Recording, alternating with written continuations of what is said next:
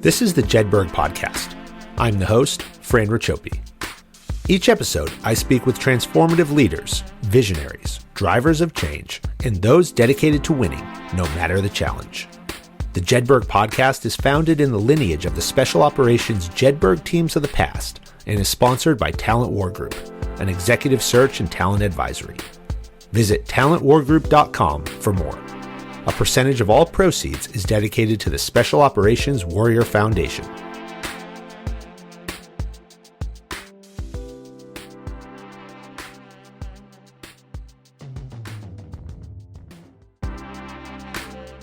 My biggest leadership challenge running a cannabis company was blending the legacy culture of the cannabis plant with formalized business structure and process. In this episode, I wanted to discuss the rise of the cannabis industry, the opportunities it's created for businesses and business leaders of all shapes and sizes, and the risks of jumping headfirst into a still federally illegal line of work. Just like any other industry, people are the foundation of cannabis companies. So I asked the founders of talent acquisition firm Hunter Esquire, Bryan and Jessica Passman, to join me as we unlock the unique people challenges in building a cannabis company. We noted that builders will thrive, but maintainers should steer clear, and those entering this dynamic space should not be unscathed. Bryan also coined the term pivotability and admitted there are no perfect snowflakes. Bryan and Jessica Passman are the co-founders of Hunter Esquire and The Gig, where they provide executive-level search, placement, and staffing in the cannabis industry. Prior to starting both companies, Bryan served as the Senior Vice President of Recruitment in MedTech, Pharma, and Biotech, as well as the food and beverage consumer packaged goods industry.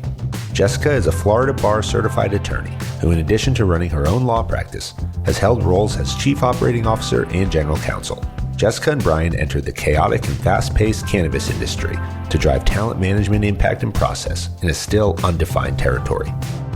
Their advisory expertise includes organizational structuring and restructuring, human capital evaluation, and attracting and retaining talent. Bryan is a member of the Forbes Human Resources Council. Jessica, Bryan, welcome to the Jedburgh podcast. We have gotten to know each other over the last couple of years as I work to structure a vertically integrated cannabis company. And I've always been impressed by your approach and the reach that you've had as you've built out your company. And as I built out the Jedburgh podcast as conversations with trailblazers and transformative leaders, I thought about the cannabis industry and I thought about the companies in the cannabis industry and how everything seems to be trailblazing because it's undefined and there's this chaotic world that lives out there and everybody's trying to figure out how it's going to work together and what their place is. And talent acquisition and talent management in this space is incredibly challenging. I think in my experience of being in the industry, it was probably the single most challenging thing that I faced every single day. And so I wanted to sit with you and I wanted to talk about how do you approach these things? How do you approach talent management? There's no structure there. There's few regulations. There's few rules on how to conduct business. You have to build relationships with legitimate organizations as well as these nefarious actors who have worked in legacy cannabis for years and decades. And then you have these people from Wall Street banks who are sitting in the room with black market cannabis farmers while you have this race towards legalization. There's a massive injection of funding from both the public and the private, depending on which country and which district you sit in. But there's also significant competition in both the market for elite talent required to put the right team together and within these individual companies. And you guys jumped right into the middle of this. And you search for the highest caliber talent to fill critical roles in the industry at the leadership level and from a staffing perspective across the entire organizations. And so we're going to talk about the cannabis industry. We're going to talk about how you recruit, assess, select, and retain top talent in the industry and how you've built a company together as husband and wife team in this crazy industry while raising 2 children. So thanks for joining me. Thank you for that intro, Fran. It's great to be here with you. Thanks for the invite. Thanks for having us. We're really looking forward to this. So let's talk about cannabis kind of writ large for a minute, right? I mean, cannabis right now is still federally illegal in the U.S. In 15 states in D.C., there's been the legalization of recreational cannabis, meaning that anyone over the age of 21 can go in and buy it. 36 states have legalized medical use. And so that requires a prescription. Different countries have different laws internationally and regulations. Every state has different laws and regulations and compliance requirements. But there's a tremendous amount of broad support for the cannabis industry. Yet there remains also an equal amount of staunch adversaries to legalization. And I think that that's created some stigmas around the industry. Stigmas like you have to be a drug dealer in order to be in this industry. You have to be a drug addict. You have to consume the product all day long, or you can't be effective in any position, especially as a leader, if you don't understand the effects of what you're selling. But once you go from the mainstream industry to cannabis, you can't go back. And you've said, Jessica, that imagine that entering the cannabis industry is a one-way door, and you have to get comfortable with that possibility. What are the barriers to recruiting top talent into this industry? And can you talk more a little bit about these stigmas that might exist? Yeah, I'll just answer that because I live on the phone with talent here on our side. Jessica's the magic behind it all. And, you're right. You of course, you hit the numbers right on the head. And I'll add further that I believe right about now, something like 320 something million of our population, like 90% plus of our population has some degree of access to legal cannabis. And 90 plus percent of our country supports the legalization of cannabis. So we like to inspire confidence in talent and that really think about how long can the will of the people of this country be out of congruence with federal laws. And we all know cannabis wins elections. We just saw a green sweep in the election. And really, if for nothing else, politicians, legislators are supporting it for self-preservation. So, we like to talk about these things and other pluses that come with the cannabis industry beyond the economic benefits and all the tax revenue and the great infrastructure improvements you see in states that legalize it. There's a lot of socio benefits, such as decrease in youth usage and drops in DUIs and vehicular manslaughter and increase home values when dispensaries pop up in your neighborhood and a whole slew of other positive ripples from legalization. So our recruitment process is built heavily around education. One thing we agree to do and we do not do is we do not talk anyone into entering the cannabis industry. We will not twist someone's arm. We will not talk them into it. We will educate them on the watch outs, the good and the otherwise, because as you highlighted, it is true. You should consider your entry to the industry as a one-way door, and that's it. And you're blocked out of other mainstream, highly regulated industries. It's good to talk about that. The truth is, for us, we receive extremely little pushback from the candidate pool. Talent from any industry, from any discipline, walk of life is at varying degrees of interest in entering the industry. And there are negative stigmas. Look, we're working against nearly a century of negative stigmas put up against cannabis and its use. But most people understand now that that was racist rhetoric and other nastiness. And they see the benefits, and it's touching so close to so many people right now, directly to their family members or otherwise. So we don't receive a lot of pushback. We inspire people to think about the downsides of entering the industry as it relates to not being able to get another job out there, because that next company you want to work for outside of cannabis might be run by a very conservative group of folks who will hold a stigma against you for working in cannabis. And so you must ask yourself then, do you care? Do you align well with those people if they still hold that negative stigma? Does that even matter to you? And now the industry has gone so far as to hire mainstream elite talent for so many years now. You see that elite talent having worked in the industry like you and then exiting out and working in the mainstream. And in some cases, it's actually easier to land a gig in some industries like adult beverage or tobacco or other very dynamic, highly regulated industries where you have to be very pivotable and adaptable, because if you thrive at a high level in the cannabis industry, you can argue that really you can thrive anywhere, because I've supported a lot of industries and people are not working harder in other industries than those who are thriving in cannabis. So there's a lot of education we build into it, including the watch outs, and our stick rate for our placements is very high. More than 90% of our placements stick in their leader roles at the companies we place them in because it's educational and it's not sort of convincing. We put the bar high. We set a pretty rigorous test for candidates to go through in order to enter, and it's a constant line of questioning of why. Why do you want in? Why do you believe you're a fit?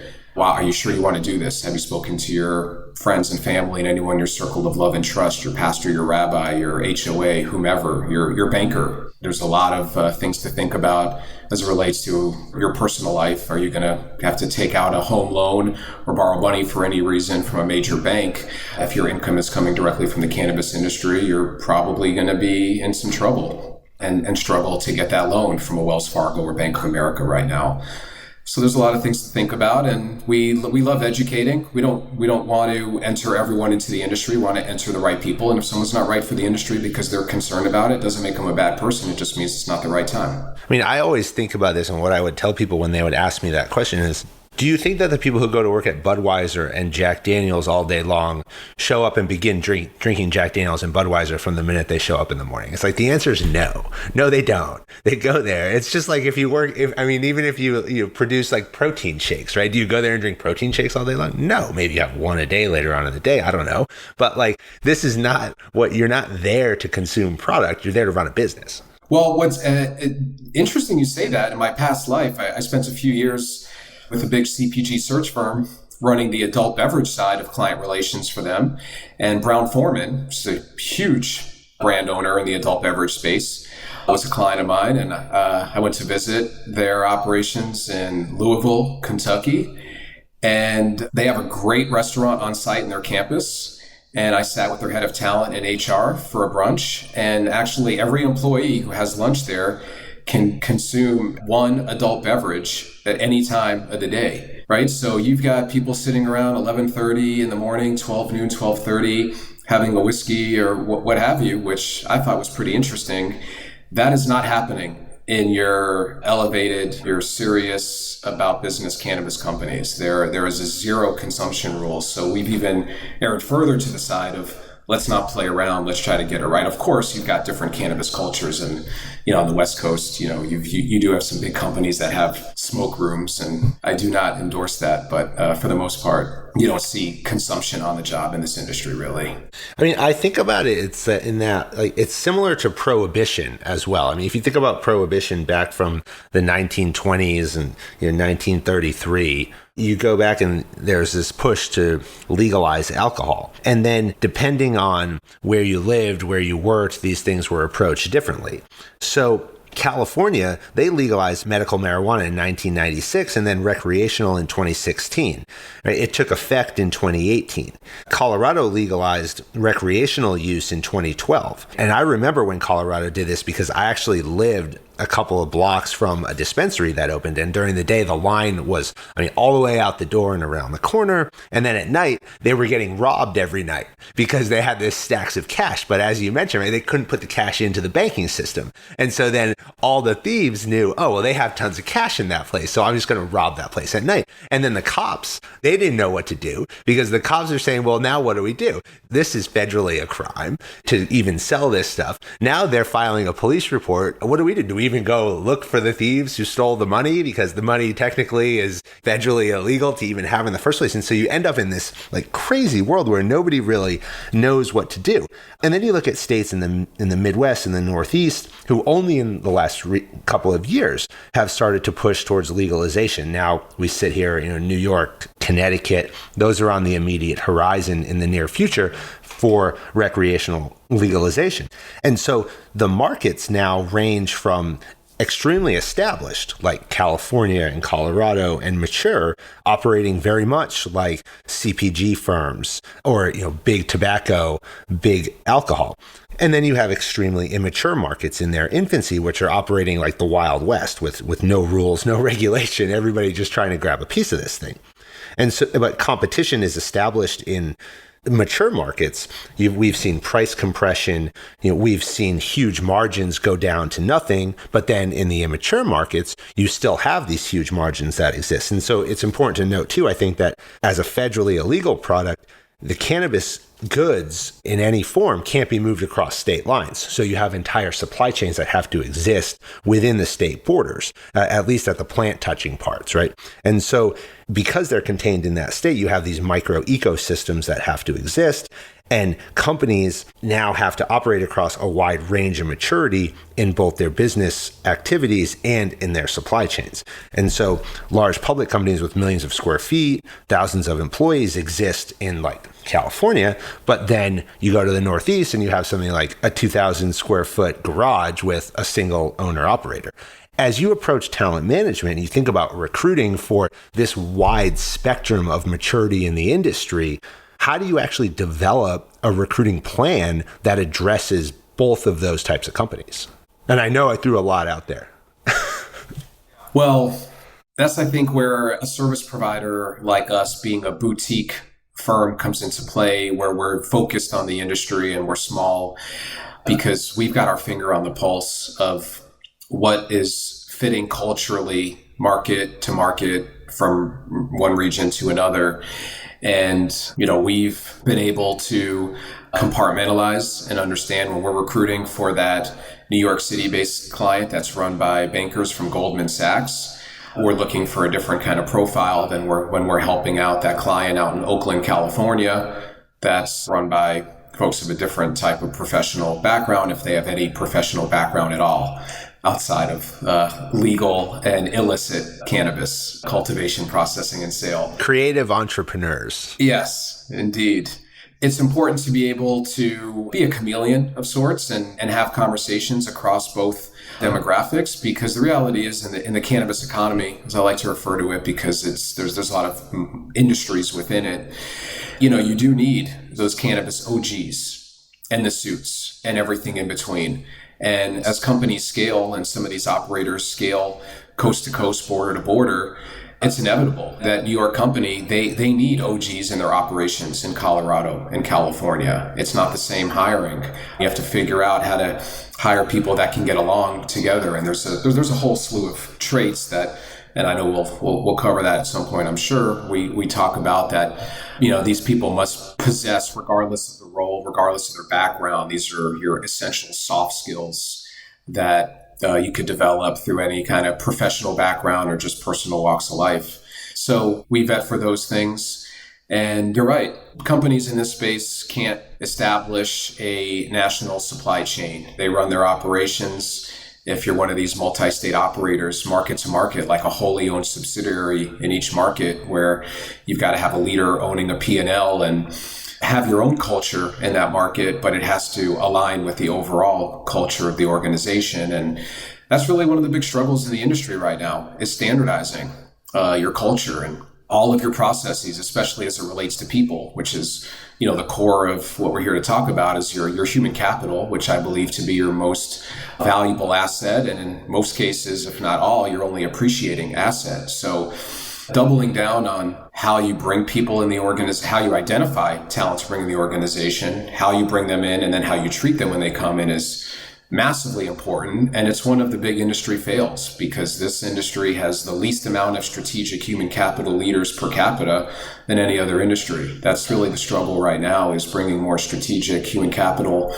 talent into the industry, because the people challenges are unique, as you started out saying. They are more unique in this industry than in any other. So if you couple that with the fact that we have the least amount of strategic HR leaders per capita in this industry, that's a recipe for disaster. And the companies you see really thriving are those that have hired that type of person and built out a strong shared service backbone in their organization.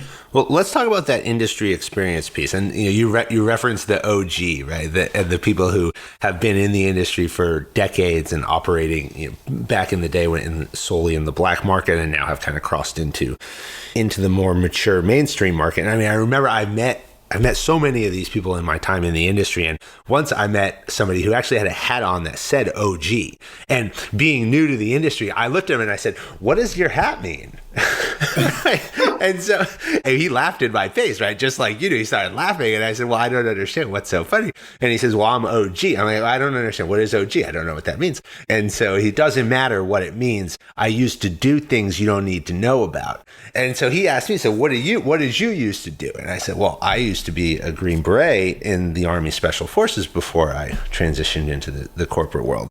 And he looked at me and he said, oh, well, I kind of did what you did, but I can't talk about those things. And so I looked at him and I said, I don't like to talk about a lot of things I did either. So why don't we just leave it at that? And I went about the rest of my day. But these people, as you mentioned, are very, very critical. Industry experience is something that we've talked a lot about on the Jedburgh podcast. We talk about it in the Talent War Group. And the fact that you can come into industries not exactly having a tremendous amount of industry experience if you have requisite experience that you can translate in, right? And so what we call that hiring for character and training for skill. And we'll talk about the characteristics in a minute that make for a good candidate to come into the industry. But in episode 1, we spoke with Mike Sorelli and George Randall, authors of The Talent War, and they laid out this hiring for character, training for skill, and this reference that people can come into any industry just like they do in special operations. Anyone who's recruited into special operations was not previously in special operations, yet they come in, they're assessed, they're selected, they're trained, and then we create some of the most elite organizations in the world. Neither one of you, as you mentioned, had experience in the cannabis industry. I didn't have experience in the cannabis industry, but came in and have been successful in doing things in that industry. And so can you talk about the ideal level of industry experience or non-industry experience that's required to enter into this space? And is there a value in bringing people from mainstream into cannabis, and what's derived out of that? And then how are they being received on the other side from the OGs of the world? Yeah. Well, let's work backwards. The reception of those people coming into the industry by those legacy industry people, of course, varies, and it depends. It depends on how that person entering the industry from the mainstream is doing it. Are they showing respect for what has led up to this point? Because a lot of people have risked a lot to get the industry to where it is. Those OGs have been incarcerated. They've had everything taken away from them.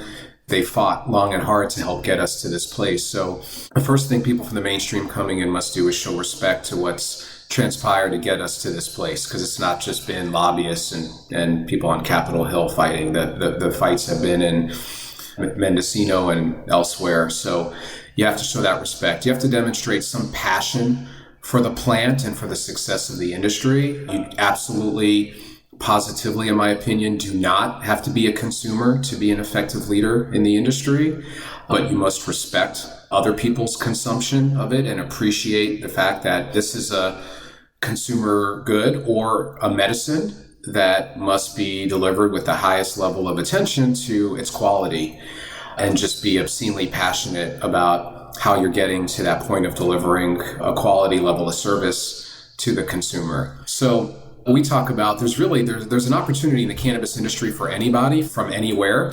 It's finding the right role at the right company at the right time. And it doesn't matter what industry you've worked in, what your functional background is, there is a spot for you in the cannabis industry. Now, there's a tremendous need as supply chains do mature.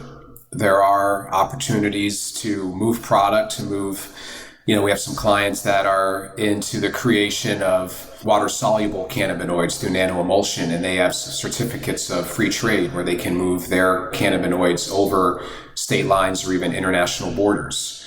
And you have other ingredients, companies that are producing bulk wholesale, and they can move. And so there is some evolving of these supply chain challenges and technological challenges. We have 3 searches right now for chief tech officers of cannabis companies. And these are mainstream tech and CIO leaders who are going to come into $250,000 salary jobs in the cannabis industry with millions of dollars worth of equity and other short-term incentives.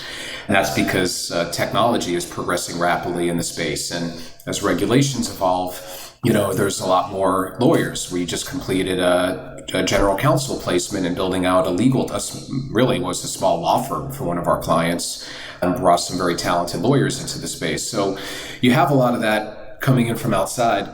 But there's always going to be roles in cannabis where you do want to hire from that legacy personnel, where a lot of those roles are closer to the plant. Your cultivator, your lead grower, your facilities leader in some cases, types of roles, or even where the magic happens, where product meets customer, your bud tenders or patient coordinators, whatever you want to call them in your retail environment, assuming you can find those people who are going to present professionally and value, educating the customers, because you don't just want to hire those legacy OG types that are going to work behind the counter and just try to sell the most potent product to the grandma that came in for some CBD oil or a vape pen and leaves with an ounce of some 20-something percent THC flower. All right, so be a long night. Be a long night for grandma, absolutely. So there's a place for everyone, and everyone needs to get along. And we have a lot of friends who are those OGs, and I tend to get along with the ones that appreciate the fact that they also have to welcome those people coming into the space from the mainstream and work with them. And it's very reassuring to see a lot of those legacy people take it upon themselves to level themselves up, to go for continued education, to hire executive coaches. We have some officer friends out on the West Coast that meet regularly. They invest a lot of their personal time to receive executive coaching, because that is a dilemma in the space. You have a lot of first-time founders in the space that have never led a team before, and now they might be a CEO of what's rapidly become a company doing tens or even hundreds of $millions in revenue. And, there's a lot of emotional maturity and emotional intelligence and things that come with needing to be successful in that role. So yeah, coaching is big.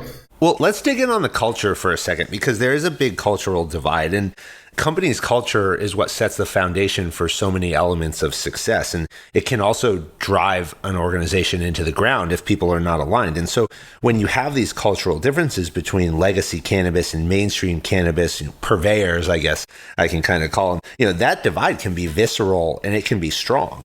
I have seen this firsthand, where that misalignment, where you have the legacy cannabis folks, as you spoke about, more plant touching, there's more of a feeling of intimacy with the plant, with the feelings around the plant, with how it makes you feel, personally. But then you look more mainstream and you see the financial side of things, and you see the business model and the organization, right? And so you have this divide between how do we embrace the plant and what you get as a reaction from consuming this product versus how do I make a business out of this and make as much money as possible? Which also, I think is important to note that in finding that common ground, I have found that money may be the common denominator of both of these sides. But how do you actually bring that organization together and culturally create an environment where it's collaborative?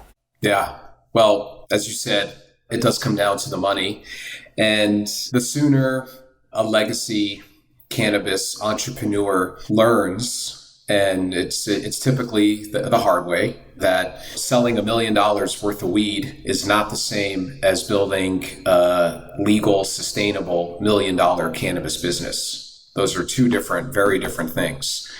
So learning through the struggles and hopefully having the self-awareness that just banging my head to figure it out with my friends and family who I trust, and I know that I could trust these men and women to be in the trenches with me because we used to sell a bunch of weed together. I went to school with them or whatever it may be.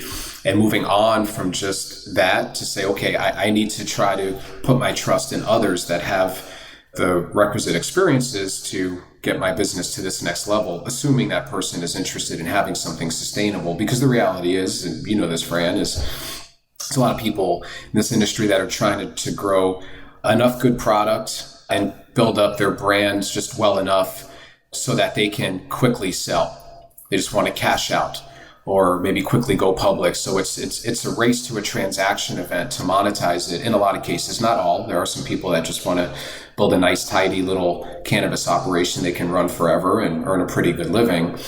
And it's dangerous for those people, unfortunately, because the industry is shrinking.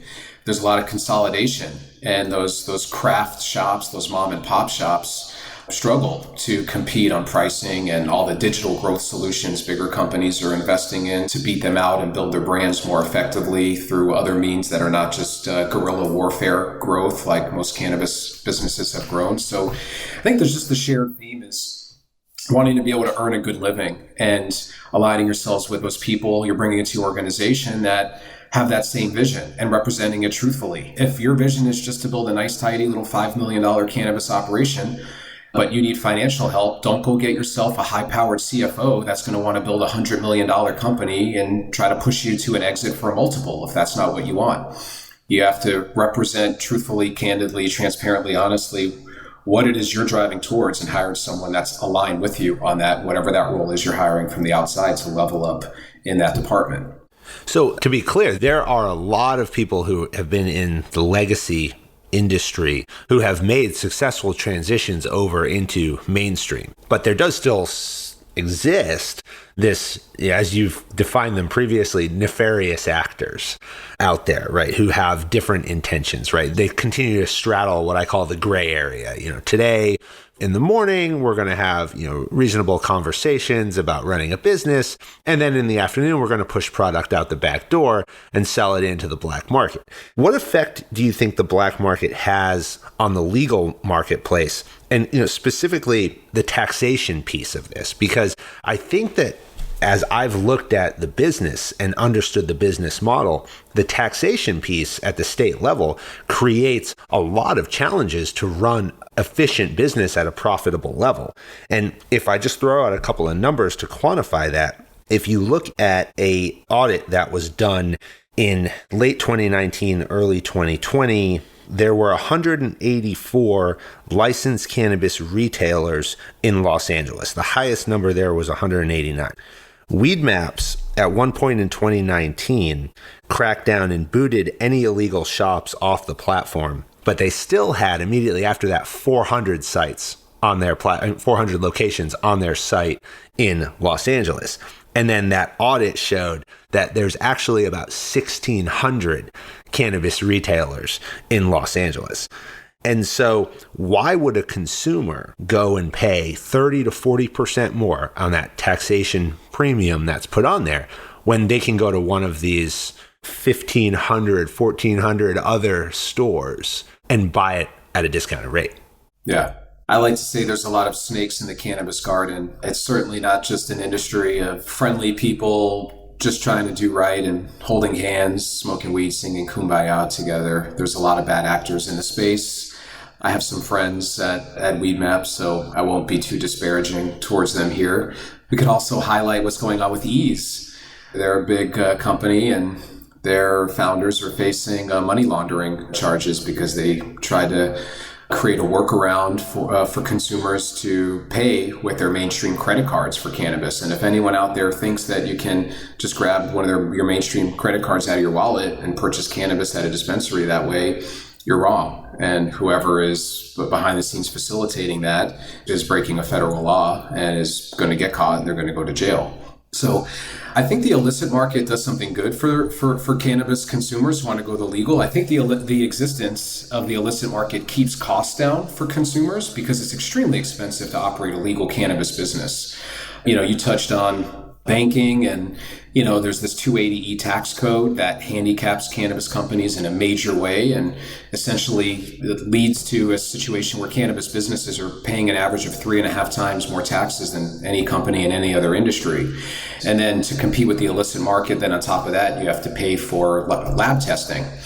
There's a whole slew of things that a legal cannabis business has to do that your dealer from the corner doesn't have to do. So why would you do it as a consumer? For myself and many people I know, well, there's convenience. If you ever had to deal with your guy pre-legal, could be a headache. And if you've got a store on the corner and you know the store hours, or now since COVID, there's been a lot of online ordering, curbside pickup and delivery to your home, and it's pretty well managed. There's a convenience factor. There's also the consumer health factor. And there are plenty of big operators in the space that are selling cannabis products that are not high quality, that are only passing lab tests because of some shady dealings with those labs. But for the most part, as a cannabis consumer, you would pay a premium to buy through a legal route to have a higher level of assurance that you're getting a clean product. That doesn't include heavy metals and nasty pesticides and other things in it. And ideally, you're getting something that's organic and good for you. So, yeah, those are reasons outside of the fact that, you probably want to reduce the number of reasons you might get sent to jail. So it's safer just to go to a store on the corner than meet your guy. There's always that. Well said. Yeah, you definitely want to try to avoid that, right? I do. Let's throw it back to some of the characteristics and attributes that you look for. So in Jedburgh podcast, we talk about the 9 Special Operations Forces characteristics of elite talent. And that's drive, resiliency, adaptability, humility, integrity, team ability, effective intelligence, emotional strength, and curiosity. And the theory is that in order to be an elite performer, you have to exhibit all of these traits. Now, you're not going to exhibit all of these traits at any one time, and there's certain situations where you're going to exhibit some over others. But generally, as a person and what we call the whole man concept, you're going to exhibit all of them to become a dynamic leader. I know that I was challenged each and every day across each one of these 9 character traits every single day in my time in cannabis. And so I'm interested in your perspective on what are the characteristics and attributes that you look for in candidates that give you a reasonable assurance and confidence that they're going to be successful in this industry. Yeah. Well, we look for all of those traits that you mentioned, but also, as you mentioned, we don't look for, someone that's going to score a 10 out of 10 on all of those, but as a whole, we do look for those. The adaptability, one of my favorite new words, if it's even a real word, is pivotability, is something we look for. I like that. You said that earlier. I never heard that. I'm going to take that. Yeah, please do. And there are some real ways that we gauge that, such as looking at, has the person succeeded across different industries? Because, the truth is, if someone's had a nice, cushy career and lived in their bubble working years and decades at a PepsiCo or the Gap or other corporation where certainly they're challenged here and there, there's a good chance they haven't taken the bumps and the bruises and that prepare them for working in the industry and had to deal with dramatic changes with their environment and different people and systems and evolving regulations and all the other dynamics that come from not just changing companies within your industry, but changing industries and having to figure out how to thrive in retail or consumer packaged goods and then tech or gaming or tobacco or some other space. So we look for that. We look for people with a compliance mindset. We do like to hire heavily from heavily regulated industries. That's a big deal for us. We look for people that have had to create or build or save a company in some way and understand what their role was, because we specialize in leadership placement. And I believe you could divide leaders into 2 groups. You've got your maintainers and your builders. And maintainer leaders really just should probably steer clear of the cannabis industry. This is an industry where we're building the plane every day as we fly it. There's opportunity around every corner to creatively solve an old problem in a new way or solve a new problem no one's ever had to solve before. So if you're not used to just having to work in a constant state of flux and have every day be different than another, probably not the right industry for you. You can't come in unscathed. I like to talk about snowflakes. If you're if you're a perfect snowflake, you're going to melt in a hurry in the cannabis industry. I haven't heard that before. I'm full of them. Many would say I'm full of it, but I like to say I'm full of them. Well, I like this theory you put out here about maintainers versus builders, because you advise companies on their leadership capacity and you assess their executives and boards, if they have boards, as they grow and mature as organizations. And so there's an evolution of the companies and an evolution of their businesses in their life cycle of the company. And there's a lot of companies in cannabis, and there's also a lot of supporting companies in cannabis that aren't exactly plant touching, but they produce products that then the plant touching side has to use within the supply chain. The federal classification as an illegal product has fragmented this market because, as we spoke about, it's harder for conglomerates to jump in without having to establish state-level entities and operate at a very regional level. But that has allowed a lot of space for small businesses to step in and thrive. And a lot of those small businesses run by folks who've made the jump from the black or the gray market into the mainstream. There's also been a tremendous amount of money that's been thrown around, thrown into the industry, and those have been public funds, those have been private funds, depending on where you are, and there's been a tremendous amount of money that's been lost. I would say that the days of get rich quick are probably over, especially in the mature markets like California and Colorado. Maybe they'll exist for a little bit longer out in the Northeast, but that goes away pretty quickly once everybody starts jumping in. And so the money can provide the resources, but as you know, and as I saw firsthand, it won't solve your problems because it's the people and the good people that have to solve the problem. And so you have to build that organization in that manner. There's this rapid maturization of the industry that has now forced businesses and founders, as you alluded to before, to quickly adapt, grow, scale, and mature in ways that they as organizations, and specifically their leaders, and often in this industry, very young leaders, haven't been prepared for, and they haven't been trained for. They haven't had the experiences that have scathed them, right? As you mentioned, to then take a step back and say, okay, I've kind of experienced this before, and now I know how I can mold this organization to get to the next level. But as we understand, the business evolution cycle and the business growth cycle requires different leaders at different points. And there's these inflection points which mark the start and finish of these phases. It's what I call what got you here won't get you there. And it looks kind of like a bell curve. And I think what we'll do is we'll post a graph of this in the show notes so that we can talk about it. But it's this old business school model of business growth. And so you have phases kind of 1 through 6. And so you have existence, and then you have survival, early success, rapid growth, maturity, and then this decline or relaunch. And as the company goes through the first couple of phases of existence, survival, early success, there's this focus on initial leadership, founder-driven leadership, the great ideas that come to people in the night and they wake up and say, okay, great, I'm going to execute on this. And then they have this success. But then as you get into success and rapid growth, there's a level of autonomy now that these founders push down to the teams that they build around them. And then rapid growth into maturity creates a level of control, and then established mature companies create what we call red tape. Right now, everything is systematized, it's formalized.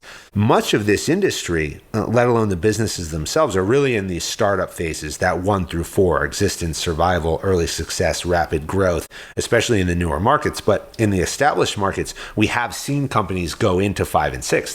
They've operated at mature levels, and then they failed and declined. We've seen brands had to relaunch. I mean, MedMen, which is one of the biggest national brands, has had to go through some identity crisis. You mentioned the troubles with Ease. Ease a year ago was in a position where they needed funding. They had to think about their business model. They had to look at ways in which they were going to decline or relaunch. I'm interested in learning how you define this business growth cycle in cannabis, and what have you seen from companies who haven't been able to effectively mature and have now been on the decline or forced to rebrand? Yeah, well, I think MedMen is probably the best example of not reeling everything in. And when you reach that critical mass and becoming, as they did, this billion-dollar valuation company, really starting to do the things you should do, which are pretty elementary. And to many listening to this from the mainstream, it'll sound silly, but just treating your people with respect and having good corporate governance in place. Not firing people without cause when you're operating out of California and most of your employees are in California, and firing people without cause within days of their equity vesting. There's, I think, in this industry, a high level of greed. There's a greed factor that sometimes is, or too often is, shielded by, well, this is my baby and I'm passionate about it. I don't want to let it go. But it's more ego and greed. And when you see some of these companies reach a stage where they're a decade old now and they're 2,000 plus employees and they're publicly traded with $1 billion plus valuation, and your same leaders are in place not leading effectively and driving the company towards this downturn, this other ugly side of your bell curve, you need a strong board. And hopefully your board was built in a way where it's not just your friends who are just, yesing and supporting you and everything that you want to do and just perpetuating this downward spiral. You need to properly build out a board, ideally, of course, with a third-party expert like Hunter Esquire or similar. There's the plug. You got to get the plug in. There it is. I waited a while. But go outside and get people, and this is a good time to talk about diversity and inclusion in the workplace, and go out and get people from not just different industry backgrounds, but people of different racial and national and other backgrounds who will bring different sets of thought to the boardroom and your leadership team and challenge on why we're doing these things, and not just leveling up talent, but getting a different train of thought and creating that healthy friction in your organization. And a lot of times that happens. It's happening right now with a couple of our clients as we help them build out their C-suite. Again, bringing it back to, it's a lot of times about the money, and the smart founder leaders in the space understand that when it comes time, if they've built their board the right way, as a couple of our clients we're working with right now in this way have, they're told, okay, now Mr. and Mrs. Founder CEO, go out and get yourself a real CFO, a real CTO, and so on and so forth, because we're getting ready to go public, or it's time to really seriously entertain these acquisition offers that are coming our way. And if we want to properly monetize this thing, we need to level up, because if you're a company that over the last 7 months has gone from a $90 million to $700 million valuation, as one of our clients has, and you're rapidly going towards a public offering, and you're still working off of QuickBooks, you need a proper CFO that's gone through the process of taking a company public before and knows what it takes. And you need people telling you to do that, be it a third-party expert, be it your board, your spouse, someone. Listen, just open your ears and listen. If you have that self-awareness, another very key trait we gloss over, but self-awareness in these industry leaders is key, and also lacking in large part. If you can check your ego and listen to what those around you are guiding you, not necessarily do everything and fall victim to that shiny object syndrome and do everything and chase everything everyone tells you to do, but really consider those opportunities, vet them, and talk them through, then you're obviously in a better place, because none of us know it all. I've done all the talking here, but I wouldn't be doing any of this or learned any of this if not for Jessica. And she totally talked me into doing this, and thank God I listened to her. So perfect example for us right here. I wanted to do it, but I didn't know how to do it, and I was afraid to, and she laid it out. She had the back of the house skills to handle all the administrative, the contractual, the legal, all of the stuff that, freaked me out and, would have prevented me from helping to birth this thing that we're doing. So listen to those around you that you love and or trust. So, Jessica, how do you position that conversation? Because those are tough, right? That's tough a conversation to have with Bryan, your husband, your business partner. That's really difficult to have with somebody that you don't even know that well, right? Who's a founder, who's a young leader, who's built an amazing company, has had all this success. But you got to now sit that person down and say, hey, you're not the person anymore. We have to bring somebody in. And we speak so many times about getting comfortable having uncomfortable conversations, and that truly is one. And so how do you approach it? One, the person does have to be open-minded. They have to be willing to listen to you, and they have to also trust you to some extent to give you that time. I think doing it in a respectful way, a very honest, coming from a good place is key. Like just all the good reasons, all the right reasons, you're talking to them for the right reason. You're not trying to push them in, push them out, or put them in a bad situation. You're just being very open and honest with them. And I think that's the key, in a respectful, open, honest way.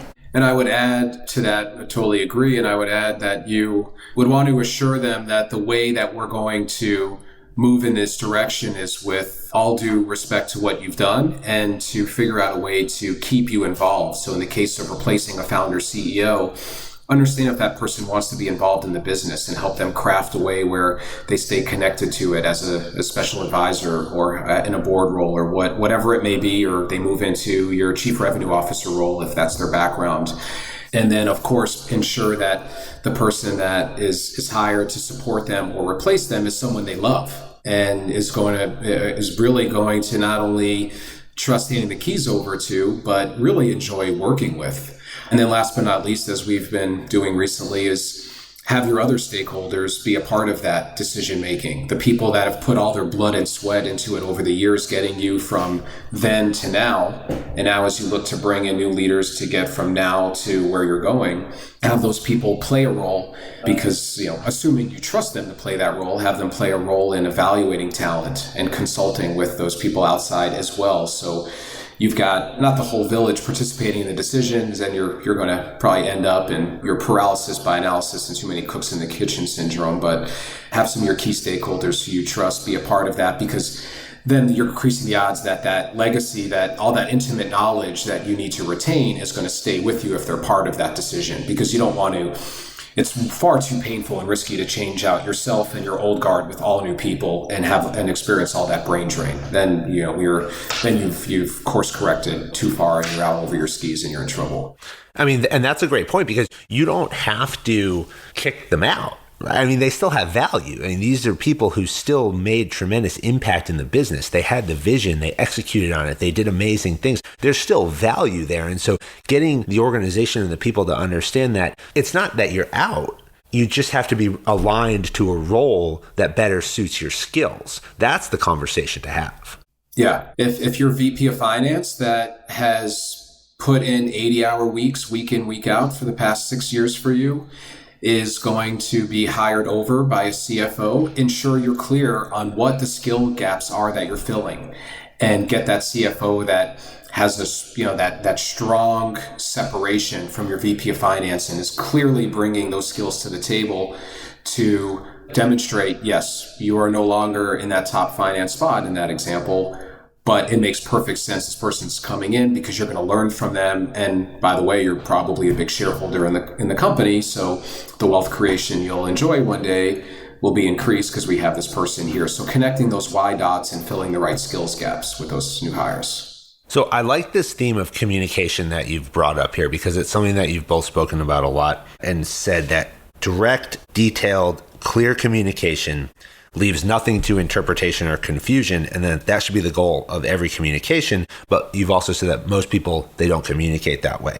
So what is it about how you approach communication, whether it be in your personal lives or in the business world, that creates an effective collaborative environment? Well, I'm an over communicator. You can't tell by now. I'm pretty chatty.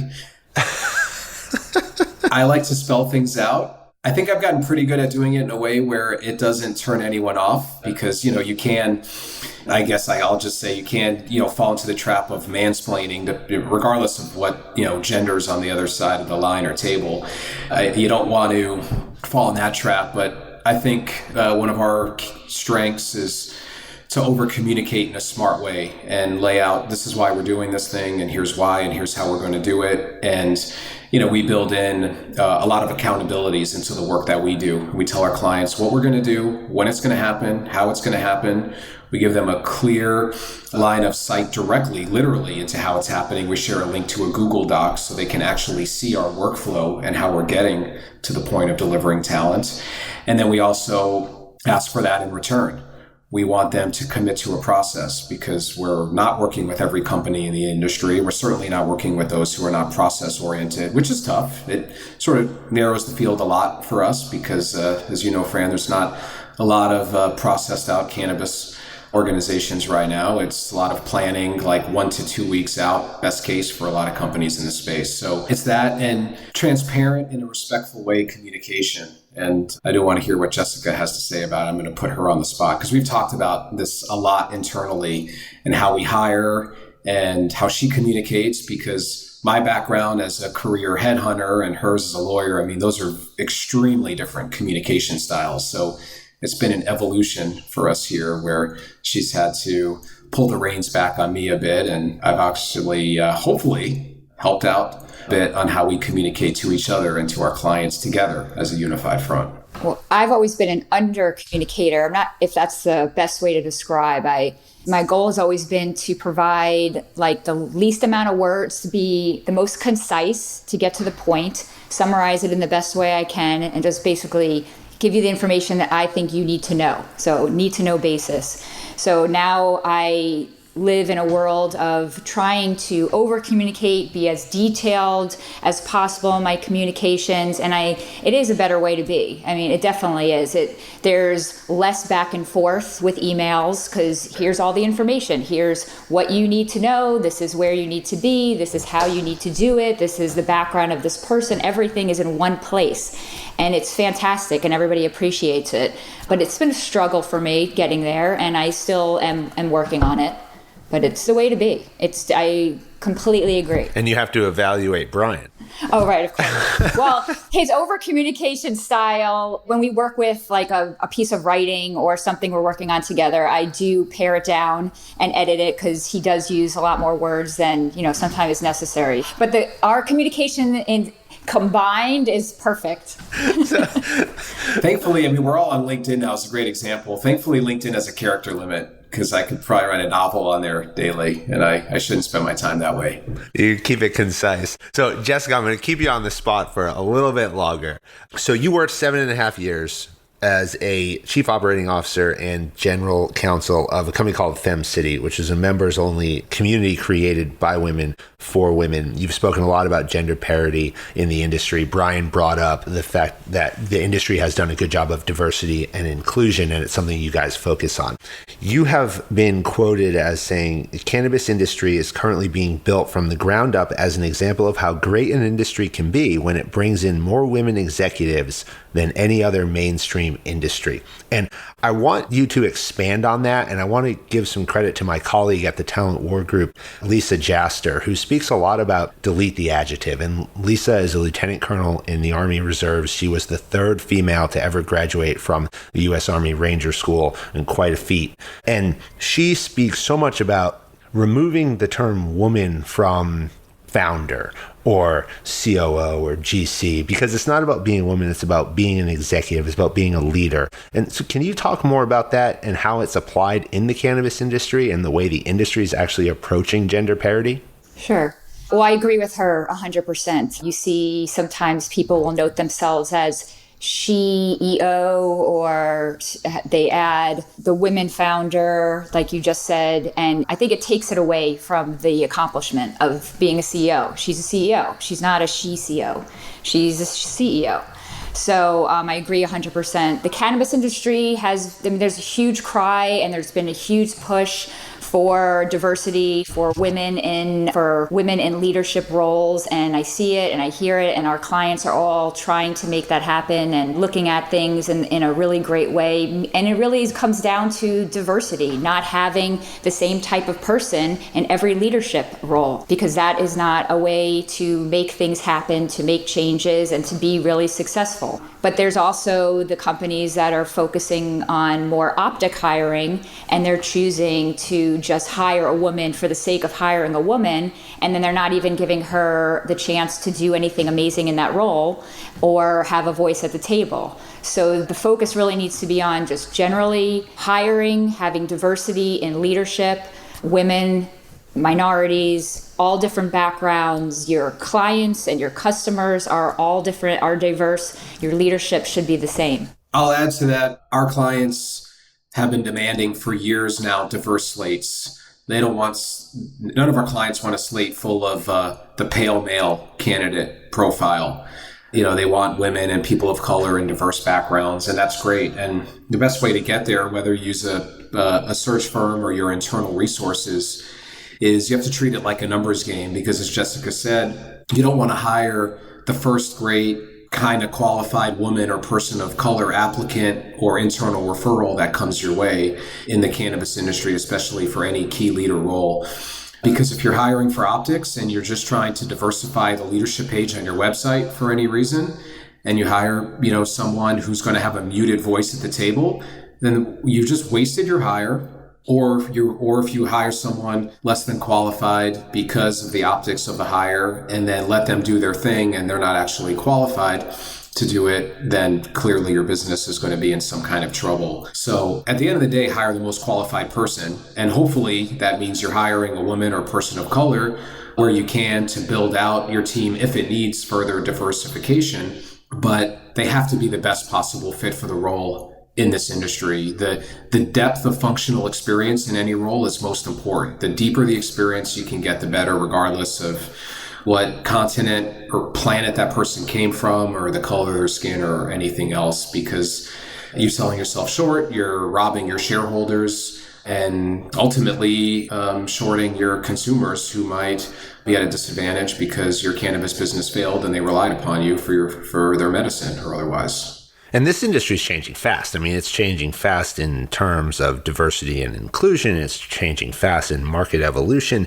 I mean, COVID has rapidly advanced this industry over the last year. I mean, the cannabis legalization argument has now come essentially front and center during the pandemic. A year ago, I remember it, the cannabis stores were the only thing open on Melrose in LA because it was designated critical infrastructure in the first days of the lockdowns.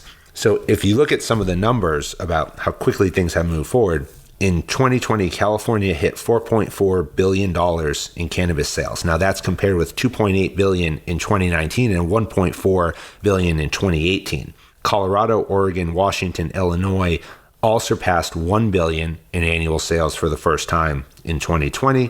And when you look at most of the states that have recreational and medicinal, but a lot of recreational, year-on-year growth is somewhere between 40 and 60%. That's tremendous growth. Massachusetts, Nevada are expected to pass the 1 billion mark this year in 2021. I'm wondering from your perspective how you believe the pandemic has changed the industry in terms of the consumer and the business operator. And then how much of this growth do you attribute to COVID? How much do you attribute to organic growth that was already kind of planned in the scaling of this industry? Yeah, as you noted, the industry did well and many of our clients did extremely well despite it all through the pandemic. We have clients that doubled revenues and headcount throughout it all, built teams remotely throughout it all, and hired dozens and hundreds of people without anyone meeting in person for an interview. Look, you had a lot of people sitting at home and there's a lot of boredom or a lot of sadness or whatever it may be, and you can't crack open a beer all day or a bottle of whiskey or wine every night. I know in our house, cannabis consumption went up quite a bit during the pandemic. I'm sure that goes for many millions of households out there. So the essential status that the industry got was great for everyone. And beyond that, I think on the front end of the pandemic, you had a lot of first-time leader CEOs open their wartime CEO playbook, and out of sheer freak out of, wow, this is happening, they just immediately went to the chapter saying, hang on to cash, be liquid. And you saw a lot of companies just shed their highest paid people regardless of how critical they were to the business. So if it wasn't the founder, it didn't matter who it was, the next highest paid person had to go because they couldn't keep a $200,000 salary or whatever it was on the books because who knew what was going to come. So you had a lot of that, and you had a lot of companies lay off a lot of junior and middle management folks in what I call a right sizing effort. It was called downsizing by a lot of these companies, but leading up to the pandemic, I believe there was a lot of frivolous hiring. It was a hiring frenzy. A lot of cannabis businesses staffed up for what may be. It was sort of, build it and hire the people and the business will come. And it wasn't a lot of calculated, methodical, thoughtful hiring on what the actual business needs were. So you saw a lot of right sizing and just the fortunes that were spent on building growth and marketing teams and brand building efforts, which is really how a lot of cannabis businesses run investor relations, is just hiring marketers that can create, sexy brand campaigns. You saw that right sizing lead to a shift in the mindset of leaders in the space where now hiring is more calculated, it's more mindful, and it's more about what does the business need, and let's think more carefully about what the desired profile is and what skills we need and how this person's success is going to be measured. And they either learn that they should hire that way, or investors are demanding that they scale their organizations that way because it also, and because let's remember that COVID came right on the tail of the 2019 capital crunch that hit the cannabis industry really hard. So all of that together created a smarter, more demanding, discerning investor that wasn't just saying, great, another weed business to invest in, here, take all my money. Well, yeah, and let's talk about that risk.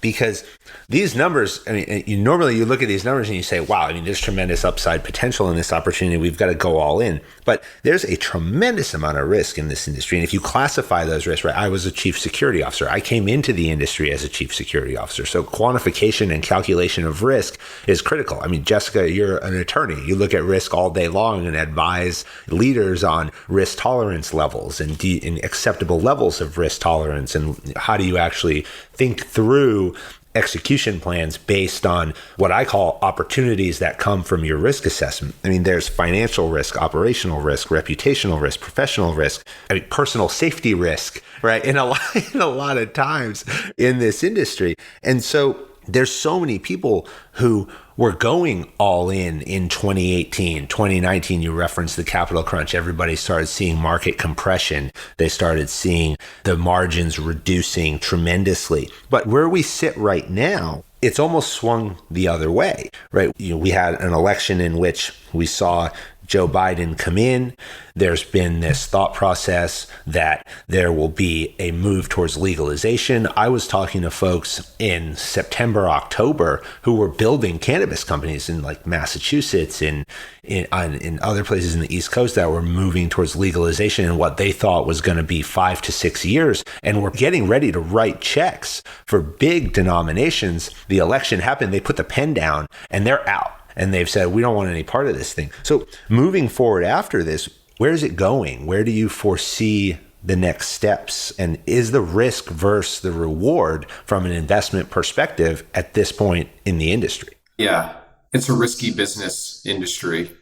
I'll kick this off. I know Jessica's got a comment, but I'll kick it off.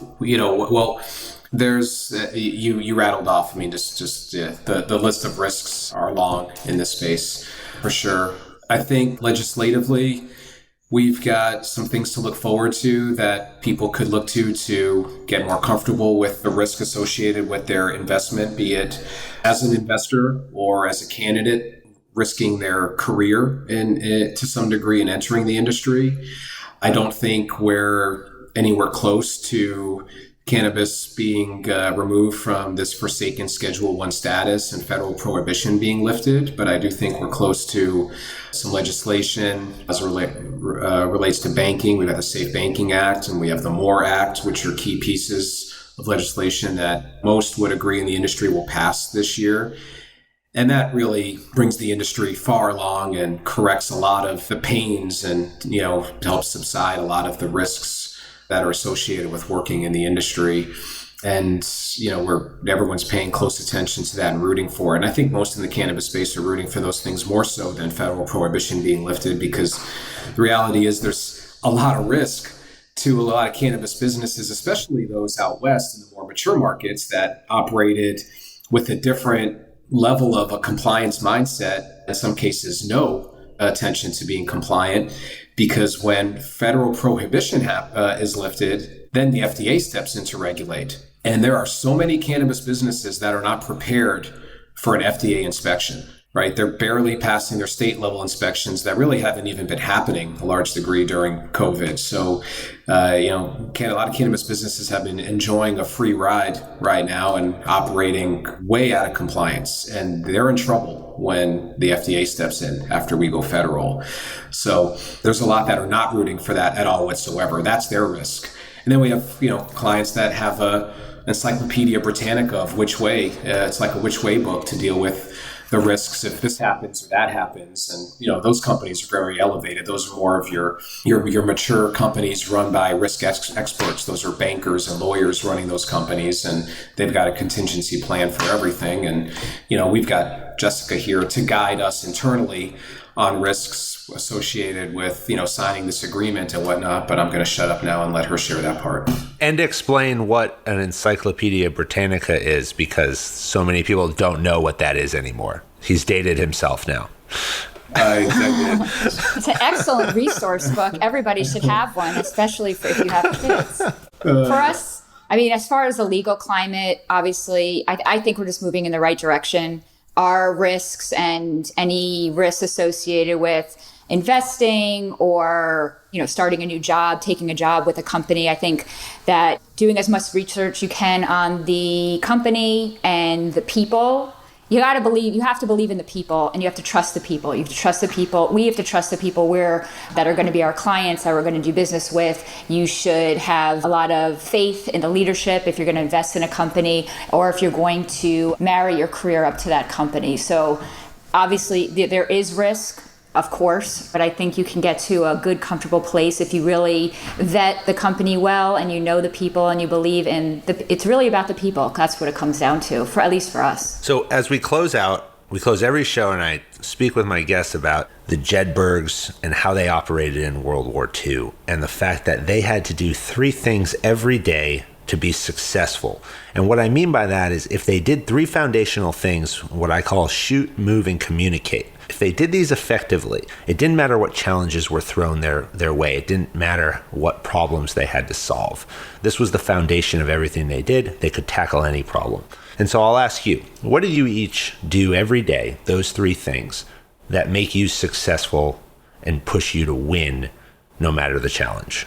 So I'm a morning person. The first thing I do to attack every day is get up early. I get organized. Getting my attack organized is huge for me.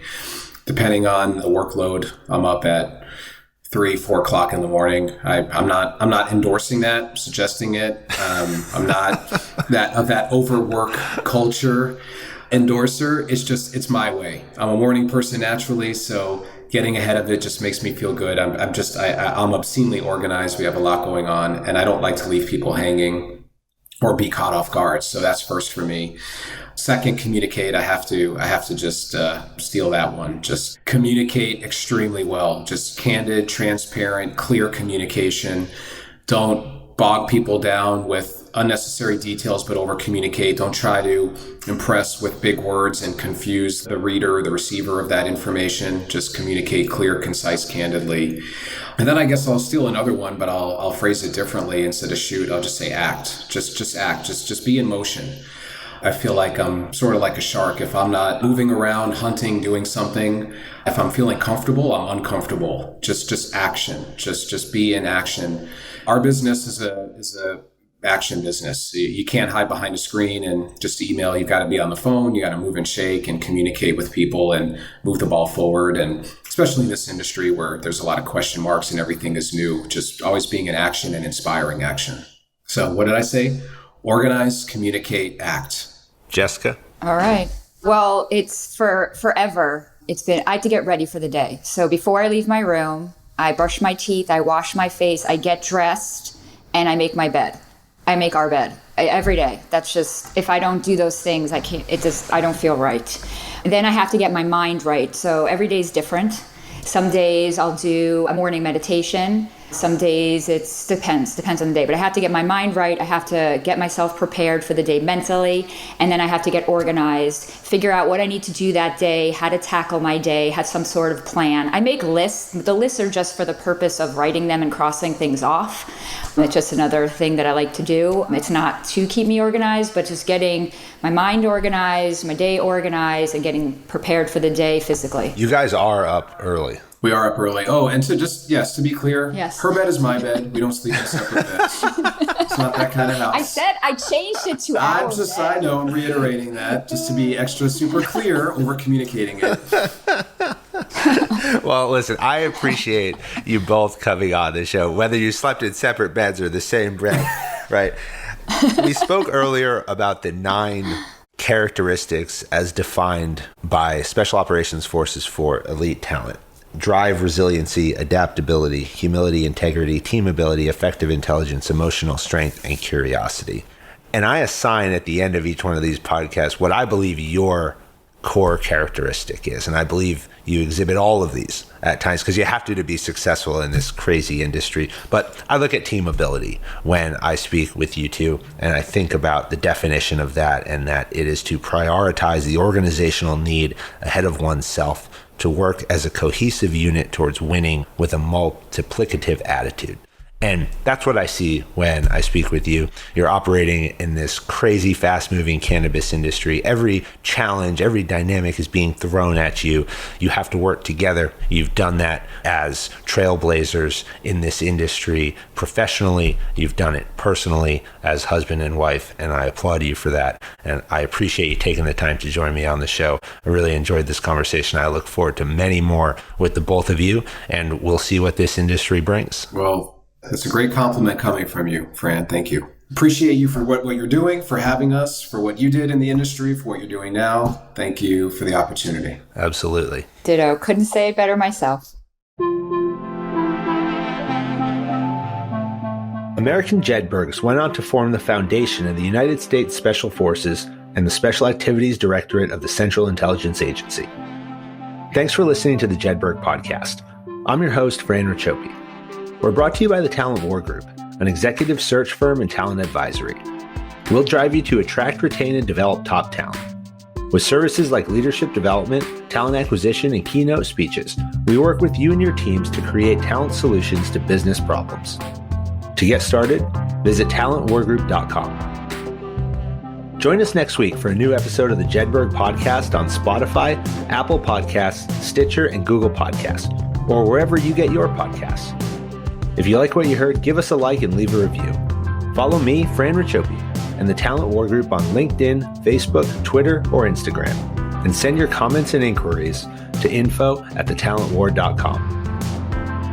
As former members of Special Operations Forces, the Jedburgh podcast and the Talent War Group contribute a percentage of all profits to the Special Operations Warrior Foundation, supporting the families of our fallen warriors. Thanks for joining us on this episode. How you prepare today determines success tomorrow.